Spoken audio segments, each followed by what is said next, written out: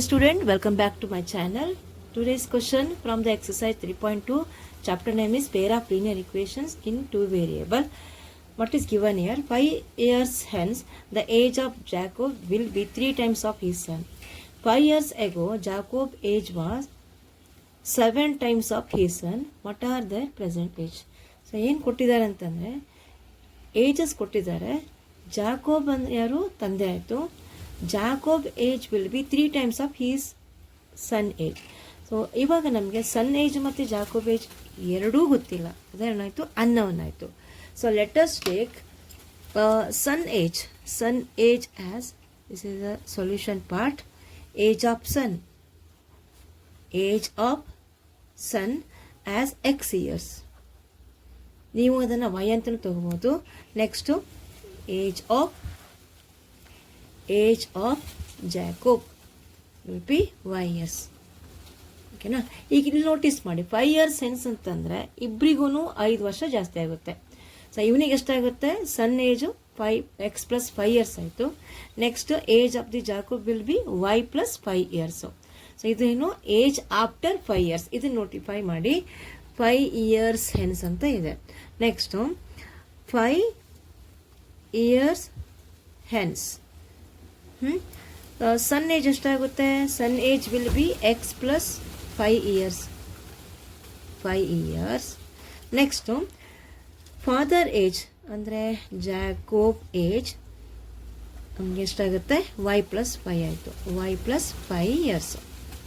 ಇಲ್ಲಿ ಇವಾಗ 5 years hence the age of Jacob will be 3 times of his son. So ಇವಾಗ ಇಲ್ಲಿ ಬರ್ಕೊಳ್ಳೋಣ.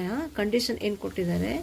Given according to given son Jacob age will be ಅಂತ ಇದೆ, ಅಂದರೆ y + 5. ಇವನ age y + 5 is 3 times of ಅಲ್ವಾ? 3 times of son age. Equation 3 times of son age. ಇದು ತುಂಬ important. ಇದು age of father will be 3 times of the age of the son. ಓಕೆನಾ? ಈಗ ಇದನ್ನು ಸಿಂಪ್ಲಿಫೈ ಮಾಡ್ಕೊಳ್ಳೋಣ. y + 5 + 3x + 15. 3x + 15 ಆಯಿತು. ಇವಾಗ ಏನಾಯಿತು? 3x ಇದನ್ನು ಈ ಕಡೆ ತಗೊಳ್ಳೋಣ. -y ಇದೆರಡು ಟರ್ಮನ್ನು ರೈಟ್ ಸೈಡಿಗೆ ಶಿಫ್ಟ್ ಮಾಡ್ಕೊಳ್ಳೋಣ. -y - 5 + 15 = 0. Then 3x. ಇವಾಗ ಇಲ್ಲಿ 3x - y -5 + 15 ಎಷ್ಟು? +10 ಆಯಿತು. +10 = 0. ಸೊ ಇದು ನಮ್ಮ ಫಸ್ಟ್ ಇಕ್ವೇಶನ್ ಆಯ್ತು. ಈಗ ಆಮೇಲೆ ಇನ್ನೇನು ಕೊಟ್ಟಿದ್ದಾರೆ ಕಂಡೀಷನ್ ನೋಡಿ. ಇವಾಗ after 7 years, okay, 7 years, okay, 5 years ago, okay, 5 years ago Jacob age was 7 times of his son age. 5 years ago age ಅಂದರೆ ಇಬ್ಬರಿಗೂ 7 years ಕಮ್ಮಿ ಇರುತ್ತೆ ತಾನೆ. So 5 years ago son age was 7 years ಕಮ್ಮಿ ಆಯಿತು, ಅಂದರೆ x - 7 years. Same Jacob age was, ಅವನಿಗೆ ಎಷ್ಟಿರುತ್ತೆ? y - 7 years. ಓಕೆನಾ? ಇಬ್ಬರಿಗೂ 7 years ಕಮ್ಮಿ ಇರುತ್ತೆ. ಸೊ ಇವಾಗ according to this statement year Jacob age was 7 times of the 7 times ಆಫ್ ಇಲ್ಲಿ 5 years ಎಗೋ ಕೊಟ್ಟಿದ್ದಾರಲ್ವ? 5 years ಎಗೋ ಅಂದರೆ ಇಲ್ಲಿಗೆ x - 5 ಆಯಿತು. ಸೊ ಇದು y - 5, x - 5 and y - 5. So from the given ಅಲ್ಲೇನು ಕೊಟ್ಟಿದ್ದಾರೆ? ಜಾಕೋಬ್ ಏಜ್ ಅಂದರೆ y - 5 is 7 times of the son age. 7 times, okay, 7 times of son age. Okay, ಈಗ ಮತ್ತೆ ಇದನ್ನು ಸಿಂಪ್ಲಿಫೈ ಮಾಡ್ಕೊಳ್ಳೋಣ. y - 5 = 7x - 35. Next 7x minus ಇದೆರಡು ಟರ್ಮನ್ನು ಇಲ್ಲಿ ಹಾಕೋತೀನಿ. -y + 5 - 35 = 0. So sign change, +y becomes minus, next -5 -5s +5. So ಈಗ 7x - y + 5 - 35 is -30 is 0.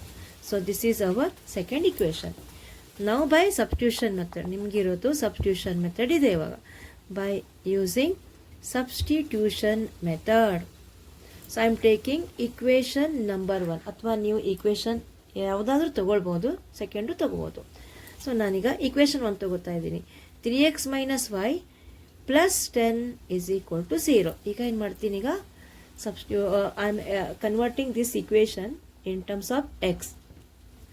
3x is equal to plus minus Y ಇರೋದು plus ಆಯಿತು, plus 10 is minus 10. Then X is equal to y minus 10 divided by 3.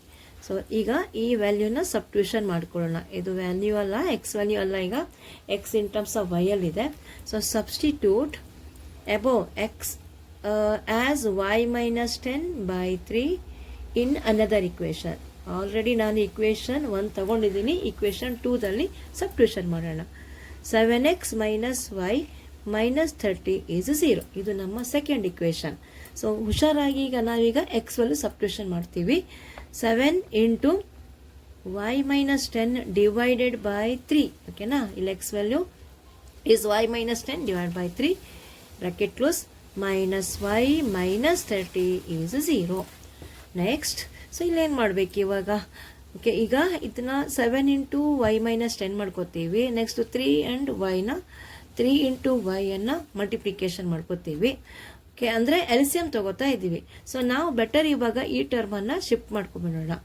So ಅಲ್ಲಿಗೆ 7y minus 70 divided by 3 minus Y is equal to plus 30. ಇದನ್ನು ನಾನು ಇಲ್ಲಿ shift ಮಾಡಿಕೊಂಡೆ. Minus 30ನ್ನು shifted towards R H S side. So ಈಗ ನಮ್ಗೆ ಮತ್ತು easy ಆಯಿತು. ಸೊ ಈಗ ಏನು ಮಾಡ್ತೀನಿ, ಇದನ್ನು ಇಂಟು ಮಾಡ್ಕೋತೀನಿ. 3 into Y that is 7y minus 70. 3 into minus y is minus 3y is 3 into 30 90. Okay, ಇವಾಗ 7y minus 3y is 4y. 4y minus 70 4y. Okay, continue. 4y minus 70 is equal to ಎಷ್ಟಿದೆ ಅದು? is equal to 90. then 4y is equal to 4y ಏನಾಯಿತು? 90 plus 70 ಆಯಿತು. Okay, so 4y is equal to ಇದೆಷ್ಟಾಗುತ್ತೆ? 90 plus 70 is 160. So y is equal to 160 divided by 4. This is 4. That is 4 ones are 4 4s are and 0. So y value is 40. So ಇದು ನಮ್ಮ ಯಾರು age ಆಯ್ತು ಇವಾಗ? Jacob age ಆಯ್ತು, ಅಂದರೆ father age. Next substitute y as 40